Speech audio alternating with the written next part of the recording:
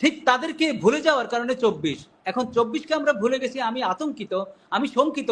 এই ভুলে যাওয়ার ইতিহাস আমার চোখের সামনে বড় করুণ, বড় নির্মম। এবং ভুলে যাওয়ার কারণে আমি যে ভোটের কথা বলছি, আমি যে সংস্কারের কথা বলছি, আমি যে বন্দোবস্ত নিয়ে ব্যতিব্যস্ত হয়ে পড়লাম, আমি যে ক্ষমতায় যাওয়ার জন্য ব্যতিব্যস্ত হয়ে পড়লাম, আবার জানি আমার ভিতর কোন অশনি একটা জিনিস আবির্ভূত হয়, আবার আমি কোন শঙ্কায় পড়ি। আমি মনে করি খুব দরকার আমাদের ঐক্যের। এনসিসিপি বলেন, বিএনপি বলেন, জামাত বলেন, ছোট দল বলেন, বড় দল বলেন, সব দলগুলোর ঐক্য দরকার। কেউ যদি বলে যে ওইটা ছাড়া ভোট হবে না, কেউ যদি বলে যে সার্টেন ডেট দিতে হবে, সংস্কার এখন দরকার নাই, আমরা সব সংস্কার করব, এই যে ডিবেট, এই বিভক্তি, এই বিভক্তিতে আমি জানি না সবার ভাগ্যে আবার দুর্ভোগ আসে কিনা। তারেক রহমান সাহেব যে রোডম্যাপের কথা বলেছেন একটি রাজনৈতিক দলের প্রধান হিসেবে, এটি স্বাভাবিক। আমি জানি না, আমি হইলে হয়তো এর ব্যতিক্রম হতো না, আমি তাই বলতাম। এবং আমি আরো আগে হতে বলতাম। উনি বেশ কয়েক মাস যাবতীয় অনেক পলিশ কথাবার্তা বলছেন এবং খুব ক্যালকুলেটিভ ওয়েতে কথা বলছেন। আমাদের গতানুগতিক যে অ্যানালগাস পলিটিক্স ছিল, সেই পলিটিক্স থেকে মনে হয় কিছুটা উনি বেরিয়ে এসেছেন, এটি আমার কাছে মনে হয়। এবং আমি মনে করি অনেকের কাছে তাই মনে হচ্ছে। রাজনীতিতে উনি রোডম্যাপ চাচ্ছেন, এটি স্বাভাবিক।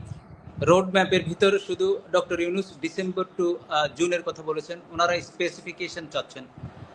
আবার নতুন যে রাজনৈতিক দল হয়েছে এনসিপি, ওরা বলেছে আওয়ামী লীগ নিষিদ্ধ না হওয়া পর্যন্ত ইলেকশন হবে না। আওয়ামী লীগ নিষিদ্ধ করতে হবে এই পর্যন্ত আমি এগ্রি করি, ইয়েস, তাদের দাবিটাও ভ্যালিড। এটি আমি মনে করি বাংলাদেশের অধিকাংশ মানুষেরই দাবি। কারণ যারা চোখের নিমিষে ২,০০০ লোককে হত্যা করতে পারে অটোমেটিক রাইফেল দিয়ে, আমার কেনা বন্দুকে, আমার কেনা রাইফেলে, যারা পঙ্গু করতে পারে ৩০ লক্ষকে শুধু ক্ষমতাকে দীর্ঘায়িত করার জন্য, যারা গুম খুন, যাদের নিত্য নৈমিত্তিক ব্যাপার ছিল, ওই যে আমরা কমন ভাষায় বলি পান্তা ভাত, এটা এত ইজি, যারা যাকে তাকে অপমান করত, যারা কবি বলেন, সাহিত্যিক বলেন, আমলা বলেন বা উচ্চপদস্থ কর্মকর্তা বলেন, যখন তখন তাকে জঙ্গি ট্যাগ দিয়ে কারারুদ্ধ করতো, আয়না ঘরে রাখতো, তাকে লুকিয়ে রাখা হতো, হারুনের ভাতের হোটেলে নিয়ে বন্দি করা হতো। তো এইগুলোর থেকে আমরা বেরিয়ে এসেছি এবং বেরিয়ে আসার পরে স্বভাবতই আমরা দীর্ঘদিন ভোট দিতে পারিনি, ভোট দেওয়াটা ভুলেও গেছি। ভোট দেওয়াটা আতঙ্কেরও বিষয় আমাদের ভিতর এতে জন্ম নিয়েছে। সেই ভোটের আকাঙ্ক্ষা রাজনৈতিক দল চাইবেই। আর যে একটি দল বলছে আওয়ামী লীগকে ব্যান করার কথা বলছে, আমি উদাহরণ দিলাম যে যারা এতগুলো প্রাণহানি ঘটিয়েছে, এত ম্যাসাকার হয়েছে দেশে বিদেশে, এবং ভদ্রলোকদেরকে এত অপমানের পরে একটা গণবিপ্লবে, গণ আন্দোলনে যারা চলে গেছে, তাদের এখনো বিচার, আমরা শুরু হয়েছে প্রক্রিয়া, বাট আমরা এখনো কাঙ্ক্ষিত সেই বিচার আমরা দৃশ্যমান হয়নি, কার্যত হয়নি, যদিও কিছু দূর এগোচ্ছে। তো সুতরাং সেই অবস্থায় আমি মনে করি এই দাবিটা অমূলক নয় যে আওয়ামী লীগ নিষিদ্ধের দাবি উঠতেই পারে। আওয়ামী লীগ যারা এই গ্রামে গঞ্জে, হাটে বাজারে একটা আতঙ্কের বাংলাদেশ তৈরি করেছে, আতঙ্কের জনপদ তৈরি করেছে, এমন কোনো গ্রাম নেই যেখানে একটা পান্ডা তৈরি হয় নাই, 10টা গুন্ডা তৈরি হয় নাই, যেখানে স্বস্তিতে মানুষ ছিল, যেখানে কারো যদি কোনো মেয়ে থাকতো তারা স্কুলে নিরাপদে যেতে পারতো কিনা, এবং তাদেরকে বখরা না দিয়ে, তাদেরকে চাঁদা না দিয়ে একটা ঘর বাড়িও তোলা যেত না। সেই অবস্থায় যেই দলটি বাংলাদেশে নিয়ে গিয়েছে, তার নিষিদ্ধের দাবিটা অমূলক নয়। কিন্তু এই নিষিদ্ধের সাথে যদি একটি শব্দ জুড়ে দেওয়া হয়, নিষিদ্ধ না হওয়া পর্যন্ত কোনো ইলেকশন নয়, এটি কিন্তু সন্দেহের উদ্রেক করে। এবং এটি আমি মনে করি পরিমিত ভাষাও নয়, আমি মনে করি এটি একটি রাইটফুল ডিমান্ডও না। কারণ হলো, আপনি বলতে পারেন যে তাদেরকে নিষিদ্ধ করতে হবে, জনমত গঠন করতে হবে, এবং এই নিষিদ্ধের ব্যাপারে একটা হাইপও উঠেছে। কিন্তু আমাদের রাজনৈতিক দলগুলো ওই যে দর্শক যে প্রশ্নটা করেছে তাদেরকে এনকেশ করার জন্য, কখনো জামাত তাদেরকে বলছে আমরা মাফ করে দিলাম, এটার বিরুদ্ধে আবার সোশ্যাল মিডিয়া বলছে তুমি মাফ করার কে, খুন হয়েছে এই সাধারণ মানুষ, সাধারণ জনগণ, অত্যাচারিত হয়েছে তোমার মতো আরো অধিক সাধারণ জনগণ, তুমি মাফ করার কে। এরপরে বিএনপিকেও আমরা এইভাবে আমরা দেখেছি যে তারাও রিল্যাক্টেন্ট যে এটা করার ক্ষেত্রে। তো সুতরাং এটা নিয়ে টানাপোড়েন চলছে। তারপরে সংস্কারের বিষয়ে অনেকে বলতেছে যে সংস্কার না হয়ে নির্বাচন না, কিন্তু আমি বলছি যে সংস্কার না হয়ে নির্বাচন না, এই শব্দটি বাদ দিয়ে সংস্কার করে নির্বাচন যদি বলা হয়, তাহলে আমি মনে করি যে এটি আরো গুরুত্ব পাবে, এটি আরো ভালো দেখাবে।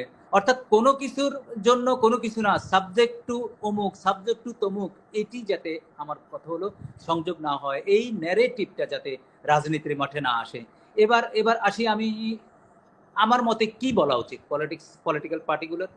আমার মতে যে বড় রাজনৈতিক দলগুলো বলা উচিত 20টা সংস্কারকে ওনারা যদি আইডেন্টিফাই করে, যেই 20টা সংস্কারের মাধ্যমে জনগণ ভয়হীন, ভীতিহীন ভাবে তাদের ভোট কেন্দ্রে যাবে, ভোট দিবে এবং ভোটটা সঠিকভাবে গণনা করা হবে এবং ওখানে তার এজেন্ট বের করে দেওয়া হবে না, এজেন্টকে মারধর করা হবে না, দুর্বল ক্যান্ডিডেট রক্তাক্ত হবে না।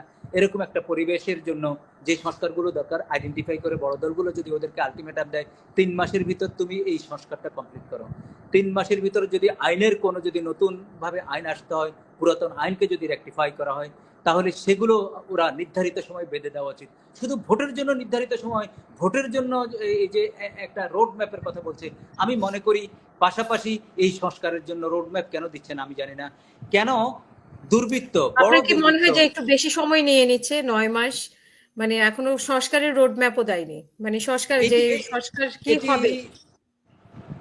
এটি ডিপেন্ড করতেছে 9 মাস অনেক সময়। কারণ হলো কি জানেন, 16 বছর ক্ষমতার বাইরে যেই দলটি, সেই দলটির কাছে 9 মাস অনেক বেশি।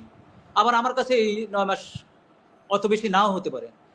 আবার আরেকজনের কাছে মনে হতে পারে যে না, আমি সংস্কারের জন্য 9 মাস চলে গেছে, আরো 5 মাস আমি দিতে চাই। এটি এটি তো যত বিলিয়ন লোক পৃথিবীতে, তত বিলিয়ন টেস্ট, তত বিলিয়ন চয়েস, তত বিলিয়ন ওপিনিয়ন, এটাকে আমরা ধারণ করতে হবে, মানতে হবে। অর্থাৎ আপনার ওপিনিয়ন চূড়ান্ত, এটিকে আমরা যতদিন পর্যন্ত পরিহার না করব ততদিন পর্যন্ত আমার মনে হয় আমাদের এই ডিবেটগুলো চলবে, ডিবেটগুলো তিক্ততায় পৌঁছে। আমরা যদি আরেকজনের ওপিনিয়নকেও সম্মান জানাতে পারি এবং এবং যদি লজিক খুঁজি, রিজন খুঁজি, তাহলে মনে হয় সমাধান। যেমন আমি বলতেছি যে আজকে দেখেন, আজকে আমরা জুলাই বিপ্লবীদের কথা ভুলে যাচ্ছি, শহীদদের কথা ভুলে যাচ্ছি, পঙ্গুদের পুনর্বাসনের দায় দায়িত্ব কেউ নেবার কথা বলে না। সবচেয়ে অবাক করার বিষয়, আমি আমি আরেকটা শোতে বলেছি, রিপিটেডলি বলেছি, 1971-এ যুদ্ধ করেছে কারা? অত্যন্ত সাধারণ মানুষ, কৃষক, শ্রমিক। এবং আমি উদাহরণ দিচ্ছি এভাবে, ছেঁড়া গেঞ্জি পরা, লুঙ্গি পরা, পায়ের জুতো নেই, হাড্ডিসার দেহ, রাইফেলটি তার চেয়ে বড়, তাই তো? ওই লোকগুলো যুদ্ধ করেছে, যুদ্ধের পরে আমরা কাদেরকে ক্ষমতায় বসতে দেখেছি, লুটপাটে বসতে দেখেছি? ওই যে বঙ্গবন্ধুর ভাষায় চোরের খনি পেয়েছি, এবং ওই চোরদেরকে নিয়ে উনি থাকতে থাকতে উনি নিজেই একটা করুণ পরিণতির দিকে গেলেন। ঠিক তেমনি ভাবে এদেরকে ভুলে যাওয়ার কারণে আমরা 91 পর্যন্ত অপেক্ষা করেছি। 91 সালে আবার শহীদ হয়েছে বেশ বেশ মানুষ, ডক্টর মিলন থেকে শুরু করে প্রফেশনাল অনেক। তাদেরকে শুধু ভুলেই যায়নি, তাদেরকে যারা খুন করেছে, প্রত্যেকটা দল তাদের সাথে প্রেম করতে চেয়েছে, অনেকে প্রেমে সাকসেসফুল হয়েছে, অনেকে প্রেমে সাকসেসফুল হয়নি। এবং সেই কারণে আমাদের আবার 24 পর্যন্ত অপেক্ষা করতে হয়েছে। আপনি বুঝতে হবে, আমি এগুলো এগুলো একটু সংযোগ করতে চাই, আশা করি কেউ বিরক্ত হবেন না। আর বিরক্ত হলেও আমি মনে করি এই জিনিসগুলো আসা দরকার। ঠিক তাদেরকে ভুলে যাওয়ার কারণে 24, এখন 24কে আমরা ভুলে গেছি, আমি আতঙ্কিত, আমি শঙ্কিত। এই ভুলে যাওয়ার ইতিহাস আমার চোখের সামনে বড় করুণ, বড় নির্মম। এবং ভুলে যাওয়ার কারণে আমি যে ভোটের কথা বলছি, আমি যে সংস্কারের কথা বলছি, আমি যে বন্দোবস্ত নিয়ে ব্যতিব্যস্ত হয়ে পড়লাম, আমি যে ক্ষমতায় যাওয়ার জন্য ব্যতিব্যস্ত হয়ে পড়লাম, আবার জানি আমার ভিতর কোন অশনি একটা জিনিস আবির্ভূত হয়, আবার আমি কোন শঙ্কায় পড়ি। কারণ আমাদের পার্শ্ববর্তী দেশ অলরেডি ফ্যাসিস্টের পক্ষ অবলম্বন করেছে অনেক আগ থেকে, এখনো ফ্যাসিস্টের পক্ষ অবলম্বন করে আমাদের ফ্যাসিস্ট যিনি নাম্বার 1 হেডমাস্টার, ফ্যাসিস্টের ক্যাপ্টেনকে জায়গায় শুধু দেননি, তাকে মিডিয়াতে কথা বলার সুযোগ করে দিচ্ছেন এবং তাকে অনেকে বলে যে এখনো উনি আমাদের দেশের প্রাইম মিনিস্টার। সুতরাং এত বড় একটা শক্তিশালী দেশ, যেখানে শকুনের মতো আমাদের দেশের উপর উঠছে এবং আমাদেরকে চোখ রাঙিয়ে যাচ্ছে এবং যে কোনো সময় যে কোনো ঘটনা ঘটানোর যাবতীয় বন্দোবস্তের চেষ্টা চালাচ্ছে, সেই ক্ষেত্রে আমি মনে করি খুব দরকার আমাদের ঐক্যের। এনসিসিপি বলেন, বিএনপি বলেন, জামাত বলেন, ছোট দল বলেন, বড় দল বলেন, সব দলগুলোর ঐক্য দরকার। কেউ যদি বলে যে ওইটা ছাড়া ভোট হবে না, কেউ যদি বলে যে সার্টেন ডেট দিতে হবে, সংস্কার এখন দরকার নাই, আমরা সব সংস্কার করব, এই যে ডিবেট, এই যে বিভক্তি, এই বিভক্তিতে আমি জানি না সবার ভাগ্যে আবার দুর্ভোগ আসে কিনা, সেটি আমার ভাবনার বিষয়।